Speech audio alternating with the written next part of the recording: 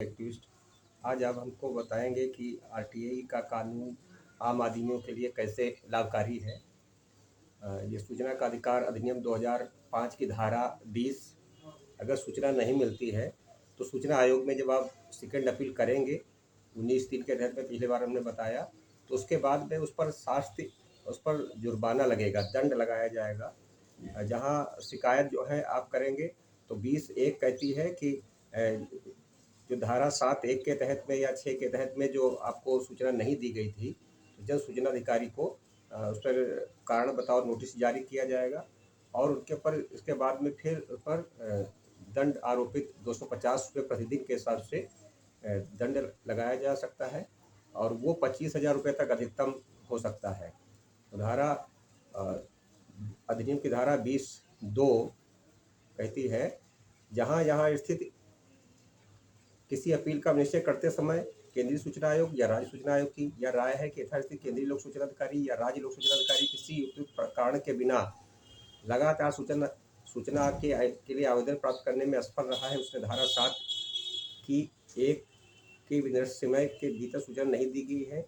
या असावधानपूर्वक सूचना के लिए अनुरोध इनकार कर दिया है या जानबूझकर गलत, अपूर्ण, भ्रामक सूचना दी है या ऐसी सूचना को नष्ट कर दिया है जो अनुरोध का विषय थी या किसी रीति से सूचना देने में बाधा डाली है,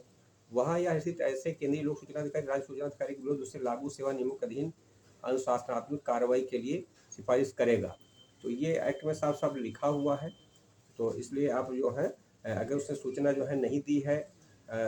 तो 20(1) के तहत में आप आयोग में ये अपील कर सकते हैं और कह सकते हैं कि इसने सूचना असावधानपूर्वक सूचना के लिए अनुरोध से इनकार किया है, जानबूझकर या गलत दिया है या अपूर्ण या भ्रामक सूचना दी है या सूचना को नष्ट कर दिया जो आपने सूचना मांगी थी,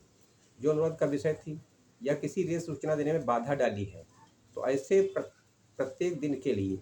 जब तक आवेदन प्राप्त किया जा सकता है, सूचना दी जाती है, 250 रुपये की दंड आरोपित किया जाएगा।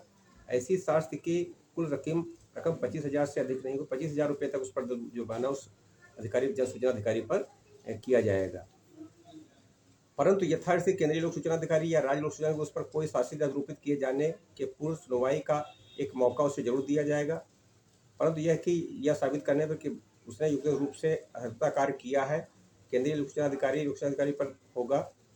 तो ये उसको एक मौका दिया जाएगा, लेकिन उसके पर फिर दंड आरोपित किया जाएगा। अगर वो सूचना जो बताया ये चीज़ें अगर आती हैं, सूचना उसने देने से मना किया है, तो वो उस पर जो है आप पर कार्रवाई करा सकते हैं। तो ये इस पर किसी वकील की ज़रूरत नहीं है, आप सूचना आयोग में स्वयं जा करके, लेकिन ये बात इसको बोल करके कि सूचना का अधिकार अधिनियम 2020 की धारा 20(1) और 20(2) ये इस पर दंड लगाने के लिए करती है, तो इस पर आप पर दंड लगाएं 25,000 रुपये का, अधिकतम 25,000 और 250 रुपये पर डे के अनुसार इस पर दंड लगाएं। तो और धारा 20 के बाद में फिर धारा 21 है अधिनियम। धारा 21 वो सद्भावपूर्वक की गई कार्यवाही के लिए संरक्षण, कोई वाद या वियोजन या अन्य विधिक कार्यवाही किसी भी ऐसी बात के बारे में जो इस अधिनियम उसके अधीन बनाए किसी नियम के अधीन सद्भावपूर्वक की गई है या जाने की असंरक्षित है, किसी व्यक्ति के विरुद्ध न होगी। वो किसी ये प्रकीर्ण बताया गया है। अधिनियम के अध्यारोही का प्रभाव होना,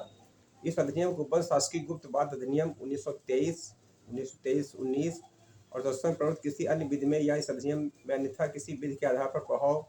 रखने वाली किसी लिखित में उसमें असंगत किसी बात के होते भी प्रभावी होंगी। जैसे कई बार वो कहते हैं